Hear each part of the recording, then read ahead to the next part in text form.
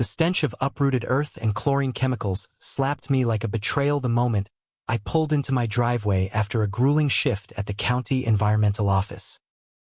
There, where my late grandma's prize-winning zucchini patch had thrived for decades, sat a half-built monstrosity of a community pool complex, complete with fake palm trees and a lazy river that snaked right through what used to be my backyard fence.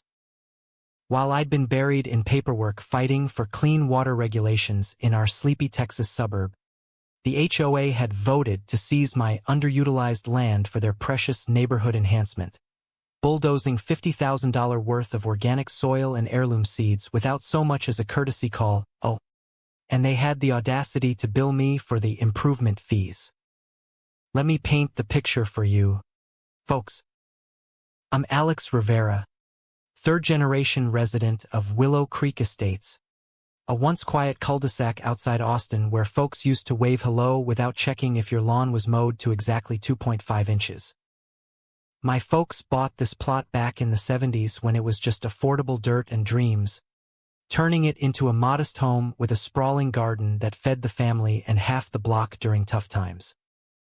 Dad taught me to till the soil with calloused hands, whispering stories of how this land survived droughts, floods, and even that '98 tornado that spared our old pecan tree like some divine nod. Now, at 42, I juggle a desk job at the county, advocating for sustainable practices while quietly tending that garden. It's my therapy, my legacy, and yeah, my side hustle selling fresh produce at the local farmers market. My wife, Maria, a schoolteacher with a sharp tongue and sharper instincts, handles the books, and our two teens, Luca and Sophia, help with the harvest, learning life's real lessons amid the tomato vines. But tranquility, that's a joke in Willow Creek these days, ever since suburban dreams turned into a nightmare of vinyl siding and HOA decrees. Enter Veronica Slade, our HOA president, or as the neighbors whisper, Queen V. She rolled in from some upscale LA condo 5 years back, elected herself to the board on a platform of elevating standards, which really meant turning our neighborhood into her personal fiefdom. Picture this, mid-50s, always in those power blazers that scream, I shop at places you can't afford, with a helmet of bleached blonde hair that defies humidity like it's a personal vendetta. Her voice, a nasal drawl laced with fake Southern charm, dripping bless your hearts, while she finds you for a visible trash can. She's the type who quotes Robert's Rules of Order at barbecues and carries a clipboard like a scepter, sniffing around properties for violations that keep her in power. Community harmony, she preaches, but it's code for do as I say or pay up. Her husband runs a shady real estate firm, and rumor has it her brother's the HOA's legal advisor. A cozy little empire built on fines and fear. It started innocently enough, or so it seemed. Last spring, Veronica showed up at my door unannounced, her heels clicking on the porch like impatient Morse code, flanked by her ever-present minion, Harold the accountant, who looked like he'd rather be auditing tax returns than playing enforcer. Alex, darling, she cooed, flashing a smile that didn't reach her eyes. We've got a teensy issue with your hobby farm back there. Hobby farm? I bit my tongue, reminding myself to stay cool. That garden wasn't a whim. It was zoned agricultural remnant from when Willow Creek was rural, predating the HOA by 40 years. But according to some obscure bylaw she dusted off, page 63, clause 4.7, any idle green space could be reallocated for communal uplift. Her uplift? A $200,000 luxury pool and spa complex, because apparently our existing community center wasn't aspirational enough for the McMansion crowd she'd lured in. I chuckled at first, thinking it was a bad joke. Veronica, that land's been in my family forever. It's not idle. It's rotating crops, sustainable like. Her eyes narrowed, that polite mask slipping just a hair. Sustainability is admirable, sweetie, but real progress requires sacrifice. Your little patch is blocking our vision for a resort-style oasis. Think of the property values. She handed me a glossy brochure showing renderings of cabanas and waterfalls, as if that erased generations of sweat equity. When I politely declined to contribute my backyard, she sighed dramatically.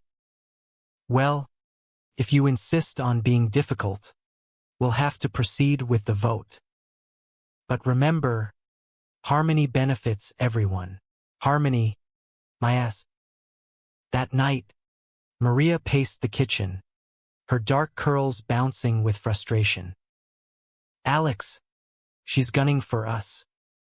I saw her chatting up the new neighbors, spreading that crap about our garden being a health hazard with all the dirt and bugs.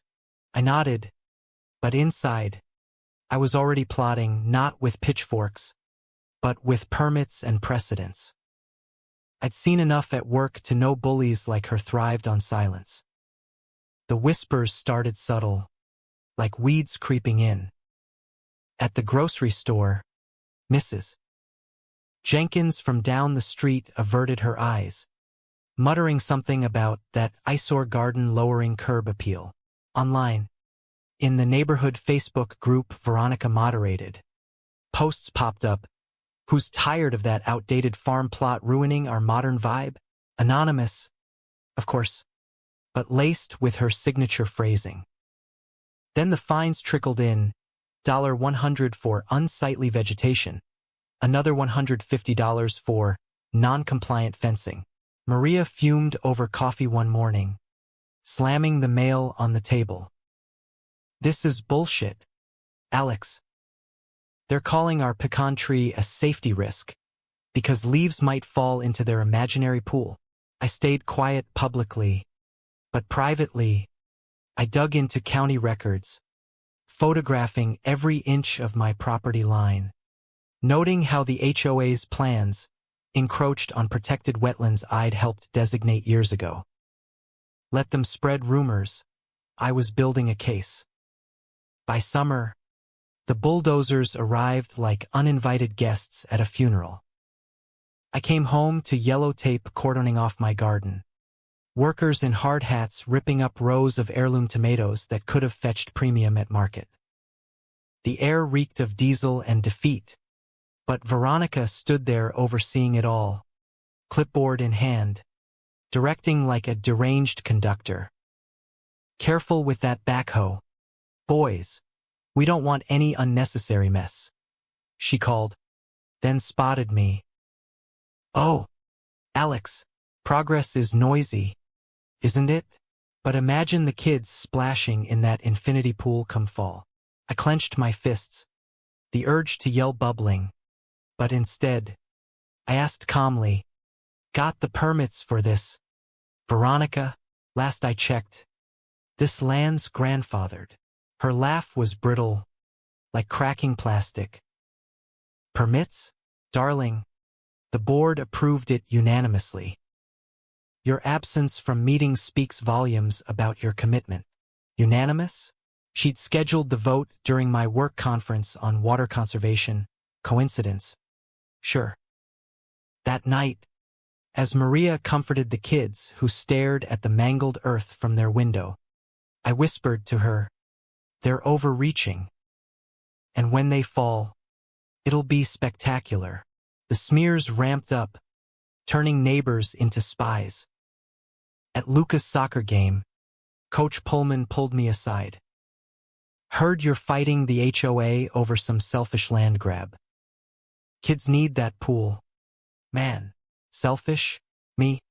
The guy who'd shared veggies with half the block during the pandemic?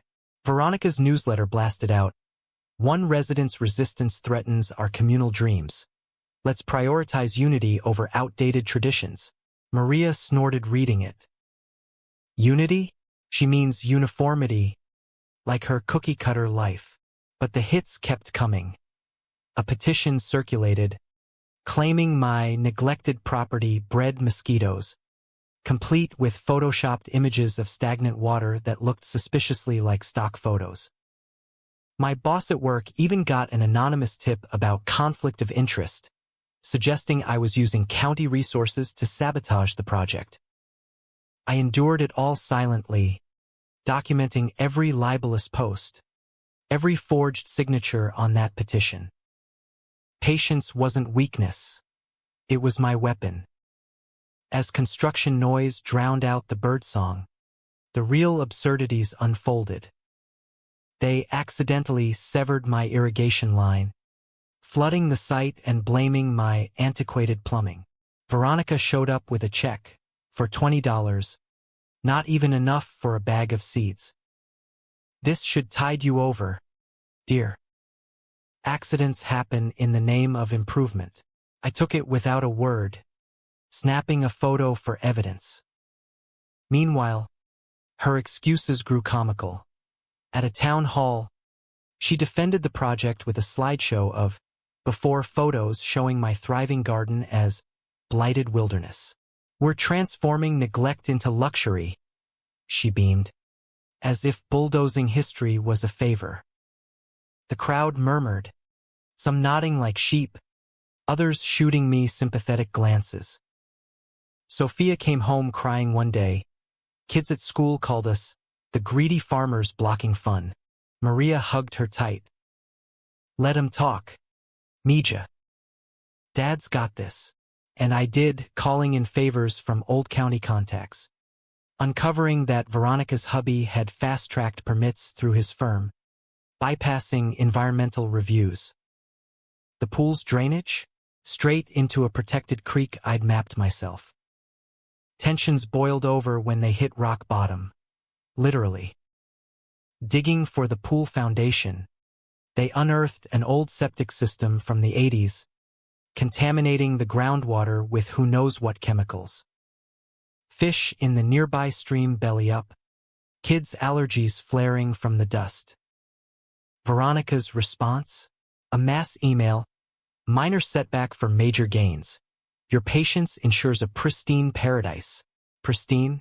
The site looked like a war zone, with her strutting through in heels, barking orders. No. The waterfall goes here. Think resort chic.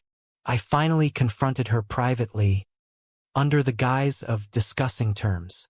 Veronica, this is illegal. You've violated zoning, polluted a waterway.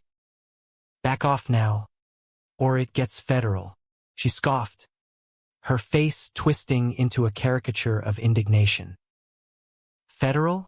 Oh, honey, you're just bitter because your little dirt patch can't compete with progress. Real leaders make tough calls for the greater good. Greater good? Her good meant kickbacks to her family biz. As my research revealed, inflated contracts, laundered through HOA dues. The escalation hit fever pitch with her smear blitz. Leaked emails exposed my abuse of office, twisting my environmental reports into personal attacks. Social media exploded. Entitled bureaucrat blocks community joy. Petitions demanded my resignation. Signatures from folks I'd never met. Even Maria's school got calls questioning her association with obstructionists. The kids faced bullying. Luca punched a classmate defending our honor, earning suspension. Nights blurred into stress-fueled vigils, me poring over documents while Maria baked furious batches of empanadas. Alex, when do we fight back? She'd ask. Soon, I'd whisper, filing whistleblower reports anonymously. Veronica, sensing cracks, hired security to guard the site, beefy guys blocking my access to my own well. HOA orders, one grunted. Orders? From a woman whose elections were rigged with proxy votes from her cronies. But her overreach was her undoing. When construction, accidentally, sparked a gas leak, evacuating the block for hours, the absurdity peaked. Veronica shrugged it off at an emergency meeting. Acts of progress. Folks, insurance will cover it. Insurance? Mine skyrocketed, citing proximity hazards from her mess. That's when I unleashed a formal EPA complaint, backed by soil samples showing toxins leaching into the creek. Federal agents swarmed, her face paling as they questioned her permits. "This is harassment," she wailed. "No, ma'am," an agent deadpanned. "This is compliance." The town fractured. Old-timers rallied with potlucks and signs. "Save our soil." Newbies fretted over plummeting values, whispering about Veronica's leadership fees vanishing into thin air. The climax erupted at the annual HOA assembly, packed like a Black Friday sale. Veronica, sweating under her makeup, pounded the gavel. "Order. We're discussing enhancements, not baseless accusations." But I'd prepared my mic drop. Slides of falsified docs, wire transfers to her hubby's account, EPA violations stacking like dominoes. "Ladies and gents," I said calmly, voice booming, "your dues-funded fraud. This pool violates federal Clean Water Acts, and here's the proof." Gasps rippled. Veronica stammered, "This is slander. I act for you all." But the vote turned tidal. 82% ousted her on the spot. FBI cuffs clicked as agents read charges: fraud, embezzlement, environmental crimes. Her screams of "government conspiracy" echoed comically as she was led out, heels dragging. The crowd erupted in cheers, a cathartic roar that washed away months of tension. In the aftermath, bulldozers returned, not to destroy, but to restore. Seized HOA funds rebuilt my garden, twice the size, with modern greenhouses. The creek cleared, fish returned, and Willow Creek ditched the HOA for a voluntary co-op. Maria's school honored her for community resilience. The kids thrived without whispers, and I, promoted at work for exposing the rot. Veronica got 5 years federal time, her empire crumbling like bad concrete, restitution paid for scholarships in sustainable AG. Our neighborhood bloomed anew, festivals celebrating real roots over fake resorts.